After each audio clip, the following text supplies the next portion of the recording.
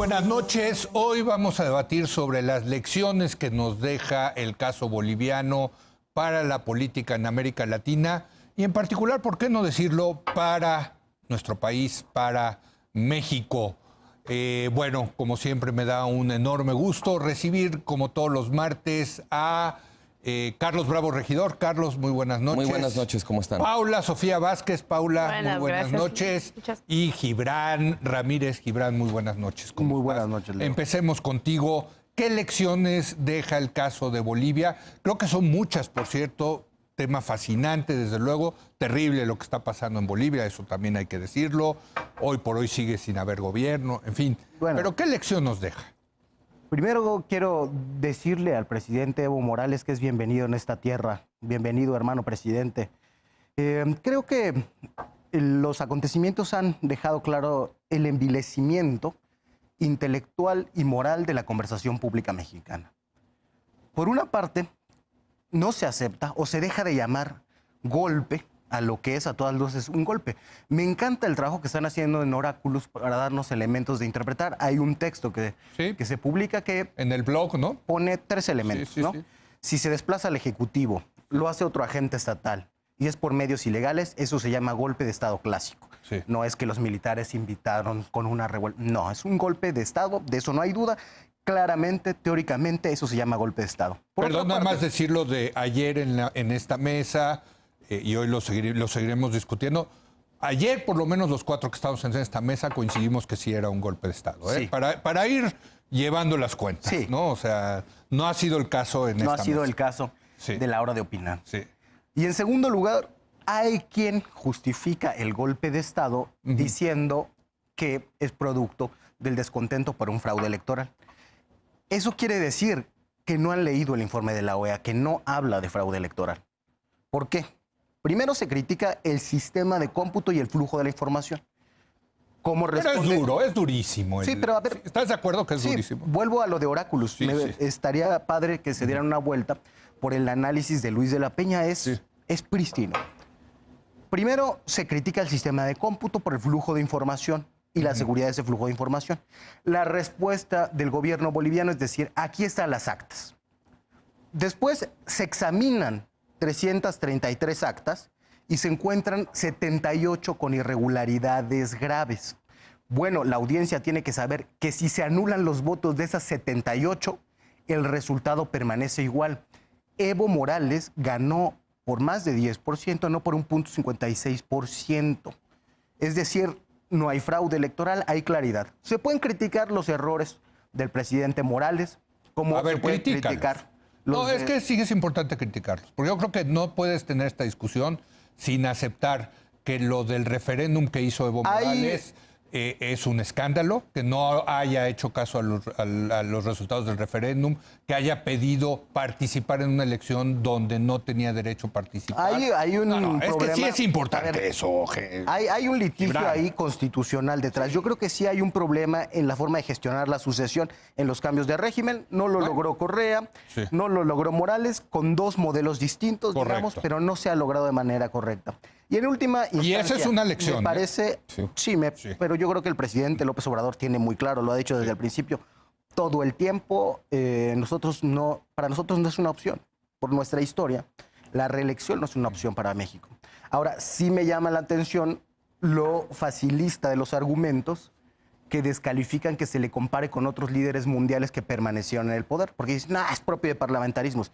Bueno, parece que no se enteraron ni de Roosevelt ni de Mitterrand, ¿no? Hay muchas otras cosas Lo que se permitía pueden... la Constitución. Claro. Las constituciones Gibran, y costumbres políticas La que se Constitución establecen... que hizo el señor Evo Morales le Ajá, a prohibía ver. reelegirse. Que se- Hombre. constituciones- Y llamó a un No, es un referéndum y tema lo perdió. importante Bueno, eso, caray. sí, a ver, te lo digo. Pues sí. Es un tema constitucional. ¿Qué Claro. es lo que no debería estar permitido?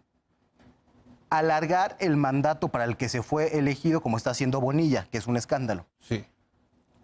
Pero concluir ese mandato y que por reforma se pueda que el pueblo refrende el mandato. Con toda la transparencia, ¿eh? Pero Y hubo con un toda la referéndum en el que el legitimidad. pueblo lo negó, Sí, Gibran. Se lo negó el pueblo. Perdió el referéndum pero al que él Ga- convocó. Exacto. ganó las elecciones. Para que vean. Bueno, para que pero vean. ya es estirarla. Para que A vean. ver, yo creo No. que el señor Evo A ver, y Morales más allá, estiró la liga y finalmente, se rompió. No. ¿No? Un presidente, menos uno que gana por más de 10% en una elección democrática, observada en todas esas cosas, donde no hay fraude electoral, no esté estiando la liga para que nadie le dé golpe de Estado. No tenía derecho a presentarse en esa elección. La culpa de ese golpe de Estado es de los golpistas, eso tiene que estar claro. Eso sin duda también. Y finalmente, la última lección que nos deja es que tenemos una derecha golpista. Muchos festejaron el golpe de Estado a Evo Morales. Cuando dices tenemos que... En México tenemos una derecha de vocación golpista. No, pero defínela, porque no la dejes así como general. Di quiénes son. Bueno, Mariana Gómez del Campo, Marco Cortés, todos los que militan con ellos.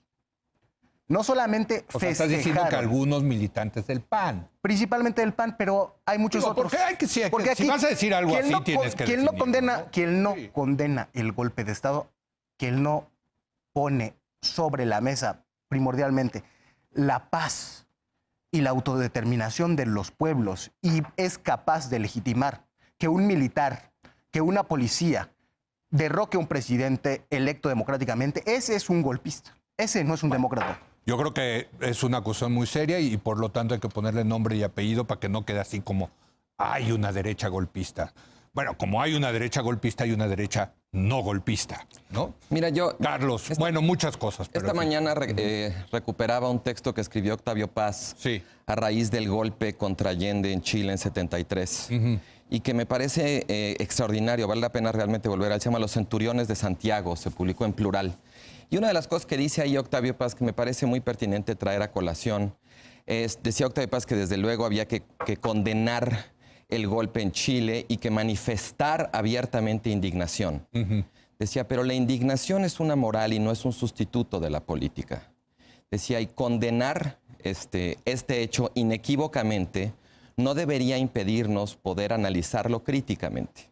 Y hacía, bueno, una revisión muy larga desde el papel de los militares golpistas hasta también, digamos, los errores, los excesos y las omisiones en las que incurrió el gobierno de Allende. Yo creo que para mí esa sería quizás una clave ejemplar de cómo entrarle ahora al tema de Bolivia. Que yo creo que Allende no estiró la liga como Evo Morales. No, Allende cometió otro tipo de errores y digamos... Sí, pero no hubo un abuso de poder. Según yo, el señor Morales sí abusó de su poder. De hecho, es importante hacer esta distinción justo en el texto en Oráculos que estaba citando Gibran.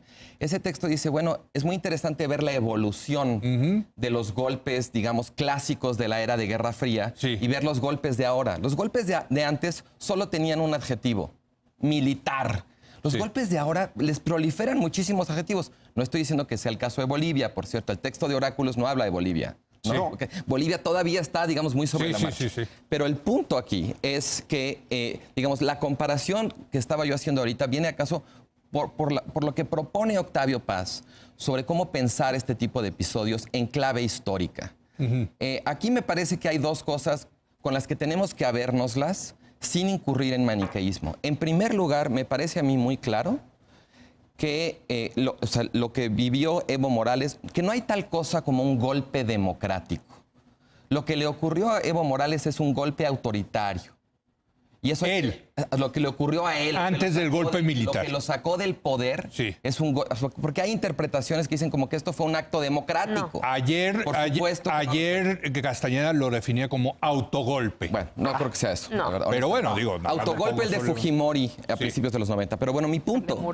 El punto al que yo quiero llegar es, uno, no podemos condonar o promover métodos antidemocráticos para restaurar o para fortalecer la democracia. Eso por un lado. Pero ahí estás hablando de Morales. Por supuesto. Ok. Pero por el otro lado, tampoco deberíamos cerrar los ojos a todo el proceso de desgaste y debilitamiento institucional de la democracia boliviana que encabezó el propio presidente Morales. Yo creo que aquí tenemos que habérnoslas con el hecho de que Morales fue un buen presidente. Realmente los resultados de su gestión son sorprendentes, son muy buenos, pero al mismo tiempo fue alguien que, como estabas tú diciendo ahorita, estiró la liga hasta que se rompió. Dos cosas respecto a los antecedentes. Uno, Morales convocó a un referéndum para modificar la Constitución y lo perdió. Y después, digamos, manipuló a un tribunal que estaba, digamos, capturado por sus propios adeptos para que le permitieran correr. Hizo la elección, la OEA encontró irregularidades, pero una cosa muy importante, Evo Morales pactó con la OEA para que la OEA hiciera esta auditoría. Correcto, Y estuvo él la invitó. de acuerdo en someterse a los resultados, a que fueran vinculantes. Entonces, ahora sí que... No puedes decir que es un demócrata. ¿Es Evo Morales un demócrata? Yo creo que Evo Morales... Yo creo que claro, tiene muchas virtudes, pero demócrata... Mira, la salida de Morales... fue Bueno, que convocar termine, elecciones. perdón. Yo creo que Evo Morales se dio cuenta que había estirado la liga demasiado y recurrió a la OEA como una manera de dar un paso atrás sin perder cara. Pero ya era demasiado tarde y le salió mal. ¿Lo definirías como demócrata La a Evo consecuencia Morales? natural. Yo creo que yo creo que, ¿sabes qué? La tragedia de este tipo de figuras son demócratas hasta que dejan de serlo. Hombre. Paula. Ya, no voy a abundar más. Está bueno, no voy a abundar más en el contexto porque coincido. O sea, se tiene que condenar el golpe. Si cualquier otra cosa que puedas hacer en decir, pero se lo buscaron, pero no sé qué, me parece una A ver, entonces en la segunda mesa de la hora de opinar todos coincidimos que fue un golpe de Estado. De Estado lo que pasó el domingo en Bolivia. Y que debe de ser condenable como golpe de Estado. Ahí hay coincidencia. O sea, muy bien. Cualquier otra rebaja, descuento, pero se lo buscó, me parece bajo.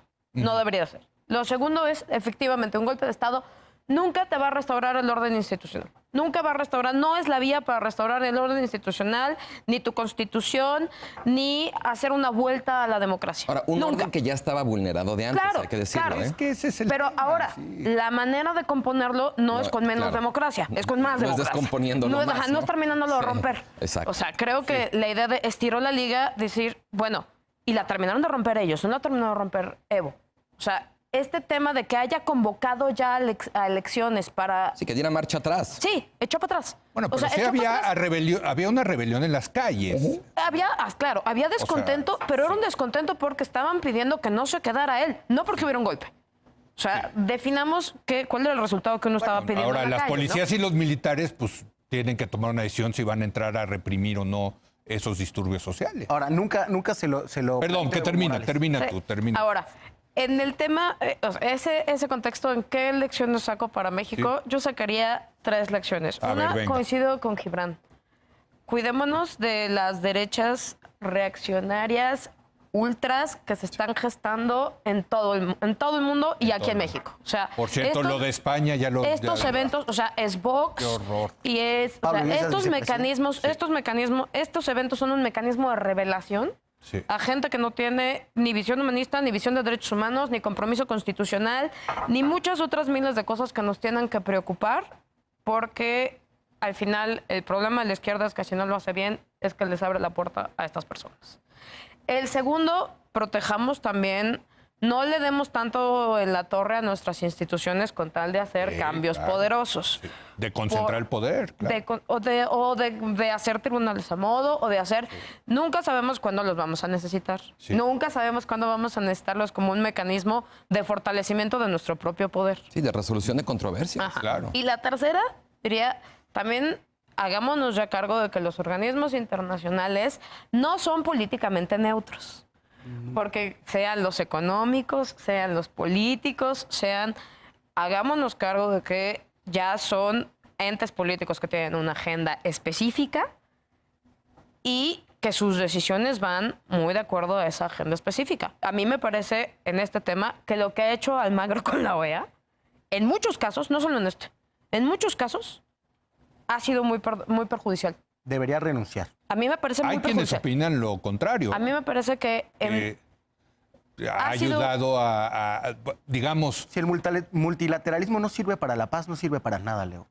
No, bueno, la defensa de ciertos valores democráticos. ¿Se ha quedado callada la OEA ante esto? No, solamente van a reunir, condenándolo. A ver, déjenme... Si uno ve lo que documenta la OEA en casos de irregularidades, en el caso mexicano, te dicen... O sea, sí hubo irregularidades, pero nada que ponga en peligro a la democracia. Cuando gana Felipe Calderón. Evo Morales dijo, antes de que lo invitaran a dejar el poder, ya había aceptado hacer otra vez la revolución. Porque Evo es mucho mejor que Felipe Calderón.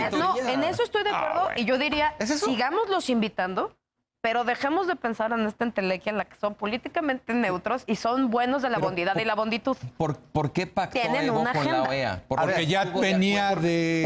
Porque no hizo fraude. Entonces que revisen. Si una auditoría tramposa que trae esas cosas que vienen en la página de Oráculos, de la que entiendo que eres socio y que respaldas, si el análisis daba eso, no hay manera de hacer que esa auditoría lo que ha hecho Aparicio también, Javier Aparicio. Sí, cambian los números cuando se cae el sistema. En fin. Ajá.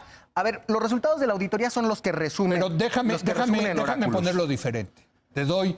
Fue una elección prístina, buenísima. Ganó por 10 puntos porcentuales.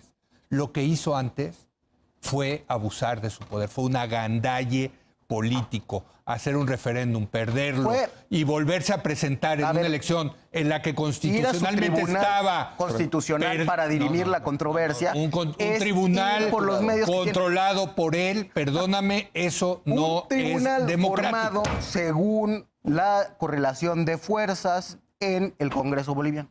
O sea, ¿te parece de verdad democrático eso? Me parece, Evo, que la Constitución le diga a usted, señor, no puede presentarse a otra reelección y se presente. ¿Te parece democrático? Mira, primero me parece que ese no es el tema, que decir que se estiró la liga ahí y se rompió, es decir, que los golpes de Estado son consecuencias naturales de los errores de gobierno. El tema. No, es que yo no soy el que lo está cambiando, Leo. No, a ver, ¿te parece democrático que cuando le dicen a un presidente usted no puede presentarse a una reelección, se presenta a una reelección? No le dicen al presidente, votan el mecanismo institucional, después votan al presidente y lo reeligen.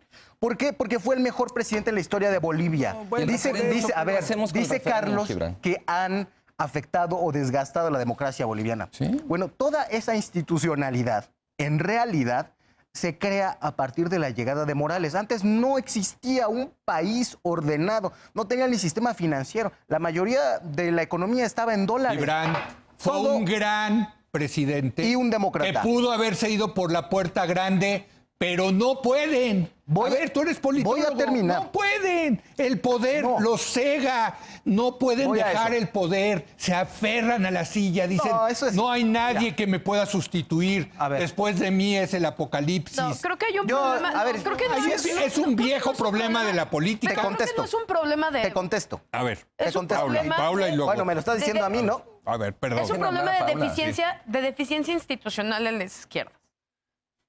O sea, no es un problema de ego, es un problema de somos muy malos. Esa podría ser una cuarta lección. Sí. Que se cuide la izquierda en generar una institucionalidad que permita que haya cuadros que te puedan mantener el poder y que no tengas que depender de una sola persona. Porque dependen del líder carismático. Y dependen de un movimiento social. Es un problema de institución. A ver, perdón, va. El problema de teoría política. Vas tú, perdón. Bueno, ¿para qué me dices si no me vas a dejar contestar? Perdón. Es que conteste. Yo creo que, mira, a mí me gusta mucho lo que decía Paula, sobre todo porque creo que, digamos, este episodio que ocurrió en Bolivia no surgió por generación espontánea.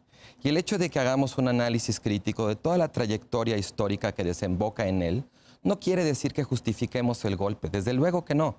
Pero hay que tratar de entender por qué ocurrió. Y hay que entender también, y esto es propio de todos los golpes de Estado que han ocurrido en América Latina, muchas veces los propios líderes que terminan depuestos por el golpe tienen una responsabilidad, contribuyen con sus acciones, sus omisiones, a la trama de la que terminan siendo víctimas. En este caso, yo creo que ese proceso, digamos, de abuso por parte de Evo Morales, pues ¿sabes a qué contribuyó? Y esto toca el punto que tú decías, a restarle credibilidad a las instituciones electorales. Yo creo que Evo Morales tuvo que recurrir a la OEA porque el Tribunal Electoral ya no tenía credibilidad. Este es, digamos, como un efecto contraproducente de capturar las instituciones. Cuando necesitas que las instituciones tengan credibilidad, incluso para darte la razón, en la medida que las capturaste, ya no pueden hacerlo. Ahora La segunda cosa es, quiero recuperar el análisis de un latinoamericanista argentino hace unos días, Pablo Stefanoni, decía una cosa que me parece crucial. Decía, el problema con el MAS, el movimiento al socialismo de Evo Morales, y creo que con otras izquierdas en América Latina, es que de pronto, digamos, su retórica tan polarizante e incendiaria elimina la posibilidad de una salida no catastrófica del poder. Y creo que esa es otra de las cosas que le ocurrió a Evo Morales.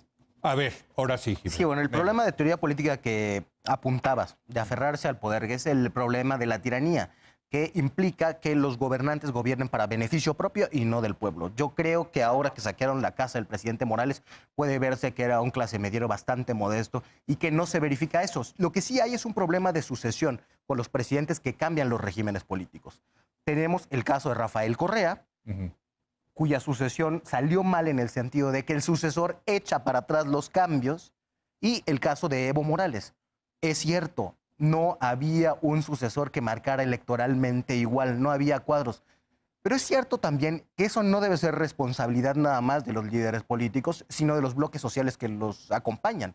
Formar estos cuadros que decía Paula, formar dirigentes que sepan ir al campo y que sepan gobernar, es una asignatura de las sociedades todas. No surgió en el caso Pero los líderes boliviano. también tienen responsabilidad, ¿no, Gibran? Sí, también es una responsabilidad compartida, pero no podemos pedirle todo, porque caemos en ese caudillismo que tanto critican, de decir que al líder corresponde resolver todo. Por cierto, déjame en ese sentido te pregunto, porque tú que eres miembro de Morena, una de las cosas que yo también leía es que uno de los errores de Evo Morales es que no supo institucionalizar su movimiento al socialismo, lo dejó como un movimiento, cosa que lo beneficiaba a él como líder carismático de un movimiento. Hasta que lo dejó de beneficiar. Hasta que lo dejó de beneficiar. Déjame ser y yo muy creo duro. que eso es lo que le está pasando a Morena. Déjame ser muy duro con eso. ¿No es otra lección para México? No sé si para México, pero es absolutamente lamentable que el día del golpe de Estado al presidente Evo Morales, las dos principales líderes de Morena estén cada una convocando a su Congreso Nacional. ¿Está? No estar en la coyuntura, sí. Pero eso no tendría por qué ser responsabilidad del presidente, que tiene que dedicarse a gobernar. Eso es responsabilidad del bloque social, y mal por el partido si no tiene la madurez de comprender eso. Dijiste hace un rato que era una responsabilidad compartida, ¿no? Sí.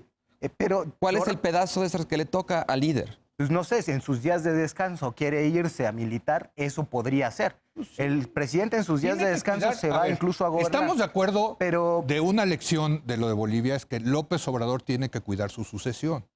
Tiene que cuidar su sucesión. ¿O no? Pero no le corresponde hacer la política de partido, ni mayoritaria. Yo creo que sí. La única Cuidar a las instituciones. Bueno, una cosa es que el modelo priista de dedazos no y ha querido, de imponer. no quiso orientar. Otra cosa es no quiso hacer orientar. política dentro de su Claro, partido. no quiso orientar. ¿Tienes el poder? ¿Tienes la responsabilidad? Pero la única vez que lo hizo y pidió que hubiera una encuesta, las facciones del partido no le hicieron caso. Ninguna, ¿eh? Bueno, por ahí Jayton al final es... Sí, pero yo creo que ese es un problema del partido. Si no le hace caso al presidente, él dijo que si no le hacen caso, así como orientación, no va a agarrarlo y hacer un priista con un partido de Estado. Se va a ir. Y yo creo que eso es lo correcto. Ahora, es importante apuntar unas últimas Tenemos que hacer cosas. ya, porque ya nos pusieron aquí bueno, en rojo el semáforo, que sea esta mi ronda de cierre. Entonces, a ver, órale. tenemos los siguientes consensos. Eso fue un golpe de Estado. Evo fue un gran presidente, ¿no? Las cosas no se debieron resolver así. Yo apuntaré a otras conclusiones ya mías. La OEA, con una auditoría que no fundamentaba la convocatoria a nuevas elecciones, traicionó el llamado de buena fe del presidente Morales. Pero los resultados están ahí, están en el análisis de Oráculos que dijimos, la gente puede constatarlos. No se verifica fraude electoral. Y finalmente, la gran diferencia por lo que México no llegó al punto al que llegó Bolivia fue por varias cosas. Una, allá, a diferencia de 2006 acá, aunque la diferencia es abismalmente mayor, tuvieron un presidente demócrata que dijo salgamos por nuevas elecciones. Acá tuvimos autoridades que se aferraron a su fraude electoral. Allá tuvieron opositores violentos que interrumpieron el orden constitucional. Acá tuvimos la resistencia civil pacífica de López Obrador y ganamos 12 años después. Bueno, yo nada más quisiera hacer ahí un punto. Yo sí creo que Evo Morales fue un buen presidente, salvo que sí se agandalló y sí se abusó y sí estiró la liga en el tema de la democracia liberal, violentó las reglas de la democracia liberal, creo. De la liberal sí, pero fue más demócrata que liberal. Paula, Sofía. Yo creo que yo empecé por el final, empecé por mis conclusiones. Yo solo diría una adicional. Sí. Es decir, la izquierda no nos olvidemos que la izquierda cuando está en el poder tiene a las élites de la derecha de enemigas. Sí. Y que las élites de la derecha optan por caminos tan hermosos como los golpes de Estado. Entonces, tengamos también mucho cuidado en este caso cuando somos izquierda en el gobierno, en a quién tienes de enemigos y que estas soluciones les parecen las adecuadas, que estas soluciones las justifican en decir, ellos rompieron la liga. No, la liga la rompen ellos, rompiendo el orden constitucional y ya no es un golpe de Estado. Mira, yo lo que diría es que en efecto estamos ante un caso respecto al cual hay un deterioro, digamos, del clima democrático y ese deterioro termina desembocando en una ruptura de la democracia. Y yo creo que aquí, digamos, tenemos que ser muy cuidadosos de no incurrir como en un manicaísmo de buscar héroes y villanos, ¿no? Podemos condenar, digamos, inequívocamente el golpe y eso no obsta para reconocer, digamos, las condiciones que lo hicieron posible. En el fondo, a mí, digamos, lo que a mí más me importaría destacar como lección para México es el tema de cómo la captura institucional puede terminar paradójicamente perjudicando a las propias fuerzas que capturan a las instituciones. Porque ya no tienen esa credibilidad, Sí, ¿no? sí. Y eso me parece clave para México en el contexto de lo de Bonilla, que citaba Gibran, en el contexto de la ofensiva contra el INE, en fin, en el tema de la revocación de mandato. O sea, mejor no coquetear o no dejarse, no entregarse a la tentación. Reformar la política. No entregarse a la tentación de destruir instituciones que después vas a necesitar porque la vida da muchas vueltas. Hay que reformar la política. Bueno, señores, a mí me encanta debatir con ustedes. Esa es la conclusión de esto. Me encanta debatir con ustedes. Es un placer. Gracias, Gibran. Gracias Paula. Gracias, Carlos. Leo. Hacemos una breve pausa.